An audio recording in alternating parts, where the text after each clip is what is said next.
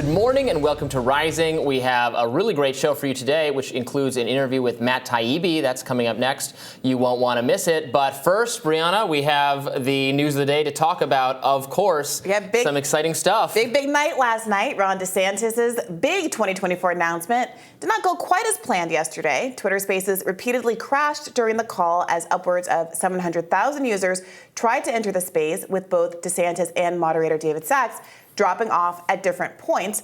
Musk eventually ended the space after about 20 minutes of technical difficulties. Governor DeSantis first drew my attention and support when I saw how he responded to the COVID pandemic and refused to believe what we now know to be the many falsehoods that government experts and their media mouthpieces were feeding us. He kept Florida's schools open and its economy thriving, while my state of California chose 2 years of learning loss and lockdowns that we have yet to fully. Let's see. So, there we go. Yeah, I think so. Just to simplify this, I think we're just going to use some people in the room. Now, DeSantis has released an official video kicking off his campaign before the Spaces snafu. Let's watch some of that. Truth must be our foundation, and common sense can no longer be an uncommon virtue. In Florida, we proved that it can be done. We chose facts over fear, education over indoctrination, law and order over rioting and disorder. We held the line when freedom hung in the balance. We showed that we can and must revitalize America. We need the courage to lead and the strength to win. I'm Ron DeSantis, and I'm running for president to lead our great American comeback. Joining us now to weigh in on the big night is Semafor's Dave Weigel. Hello, Dave. Hey, guys. Thanks for having me. Yeah, thanks for joining us. So give us your take. Obviously, the technical issues were kind of widely criticized by mainstream media on one hand. On the other hand, the glitches were a result of, just the level of interest there was. The number of people in the spaces was, I think, crashing the servers. So on one hand, maybe that's a good problem to have. But what was your impressions of how it all went down? Well, as you all know, and as I know, conservatives would love a world where the mainstream media is irrelevant and where candidates can talk directly in a place like a Twitter space. So he got credit for trying. I'm in New Hampshire now. I just talked to the House Majority Leader who's endorsed DeSantis, and his take, which I think is pretty common, is I wish that had gone better. And one thing he says, I hope Elon cut him a big check after that space. But the premise of DeSantis taking questions from David Sachs and other people who are pretty friendly. I think Chris Rufo, he's literally appointed onto the New College board. What impressed conservatives was, hey, this guy talked for an hour on these subjects, had coherent answers that I can't imagine Donald Trump giving. I'm giving him lots of credit for trying. I don't think it added a lot to DeSantis' image outside of this conservative base that loves him already. But I'm not seeing people say I'm done with him because of this glitch. It does seem a little bit protesting too much to keep saying that only the media cared. I think the 300,000 or so people who dropped off the call because it wasn't working probably cared that they couldn't hear it. Yeah, in fact, I ended up entering a Twitter Spaces that was dominated by conservative voices across the spectrum, people like Gorka and Kim.com, a lot of big Twitter personalities, but people also from the more political sphere. And this is a friendly audience, definitely a DeSantis curious audience.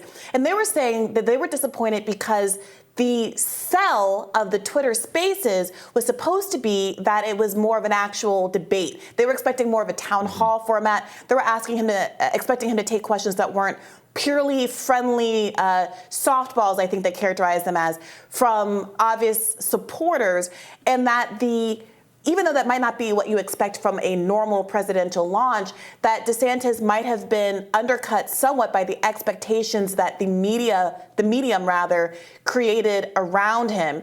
Have you heard anything like that? And what do you make about the substance of DeSantis's remarks in the context of the call? Well, the substance wasn't anything new, and the reporters have been covering him for a while, listening to his speeches. have heard this version of the stump speech before. Frankly, not the best version. I don't think anybody delivers a text in a more inspiring way in a conference call than they do when they're surrounded by 5,000 people at a Turning Point USA conference. So it wasn't new. It was specific. DeSantis made points that I think are instantly dismissed by a lot of folks on the left in the media. And when he talks about the woke mind virus, it does not make a lot of sense to somebody who thinks it's all ridiculous. But he articulated everything that has made him popular with the conservative movement. This is a guy who understands the left and has a plan to dismantle it.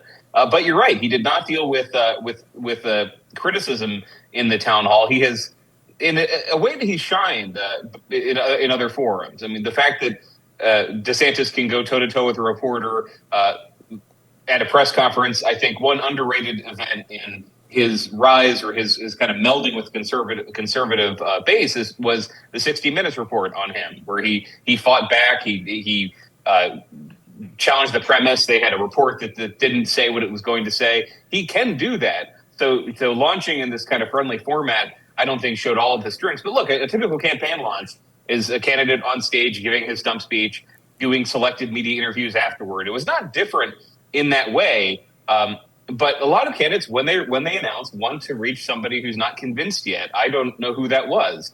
I think there are a lot of just conservatives who, because they hate the mainstream media so much and because he tried to get around it, are giving him credit for something that didn't really build or add to what he has already. Yeah, so DeSantis has to overcome Trump to get the nomination. It is interesting. Everyone's kind of, taking sides a little bit on the conservative camp. Elon Musk pretty firmly in the DeSantis camp. He said before that he would not support Donald Trump, but he would support DeSantis. I think this is him signaling that he's pretty all in for DeSantis. Trump and Musk don't have a great relationship. Trump has made fun of Musk, possibly vice versa. Does this, as the battle lines are being drawn, because, woke, you talk about woke mind virus, right? That's a tactic to win. That's not something, if he's talking about that in the general election campaign, he's obviously making a serious mistake. But he's talking about that in the primary campaign because he has to win in that context. So how is your thinking changing about the likelihood of him being able to do that? Because I see people going back and forth. There's a lot of, right after the midterms, it was like Trump's done. DeSantis has this clear path. He's being anointed by conservative media. Then he got some bad press for a couple weeks. Trump was back in the news cycle. What are the realistic odds at this point? Yeah, if you trace the period you're talking about, the midterms happen. Trump's endorsed candidates, his high-profile endorsed candidates, do very poorly, lose the Senate majority, which they expected to get, and DeSantis peaks at that point. His victory is so impressive in Florida that a lot of conservatives just tuning in, not necessarily junkies, people who've heard of him say, this guy looks like he can win and Trump can't. I do think that idea has been lost over the last 6 months, both because I think of just a natural entropy from people living their lives since the midterms, and also the last 6 months, DeSantis has used his supermajority to pass conservative legislation, which delights the primary voters we're talking about, but which has changed his image. I think he has changed from the governor who kept Florida open, which is a big focus of this town hall, big focus of what Sachs was talking about, to the not just the fight with Disney, but raising the parental rights / don't say gay law for all high schoolers instead of just middle schoolers, changing the law so that he can run for president without resigning as governor, the 6-week abortion ban. I mean, just a lot of things that he's passed. He's I think, as the image is filled in for people who are paying a little attention to this. And again, I'm in New Hampshire where presidential candidates are not getting big crowds yet. Most people are not paying attention. I think his image has changed, where he is a resolute conservative governor who'd be probably the most conservative president in American history. That is different from, I think, the image that got him that landslide in Florida. I mean, he had a weak opponent, but also he was the governor who was cleaning up after a hurricane. He had kept the state open. He kept your business open. As that memory fades and it's replaced by DeSantis, the culture warrior, he is very compelling on that message. But that is not. I mean, you were saying, you talked about the woke man virus. Is that a winning message in November 2024. It might not be. That is the risk of being in this bubble. It's a different kind of bubble. If you are arguing with the mainstream media, it's obnoxious. You can dunk on them. I spent some of this call talking about Vanity Fair headlines, etc. But you're not talking to anyone who doesn't agree with you. I mean, if you can imagine, Bernie Sanders launching with, instead of a giant rally, a conference call where he took questions from Cornel West and Sean King and folks like that. I mean, Brano worked for the campaign. I don't think that would have been as effective as saying, look, I'm a mass appeal populist candidate who can reach voters who don't even think they agree with me. I'm going to fight for somebody I don't know. I think that's more compelling as somebody who's covered campaigns for a while than proving for the umpteenth time you are a resolute culture warrior, social conservative who's going to destroy the left from inside the White House. Okay, we knew that already.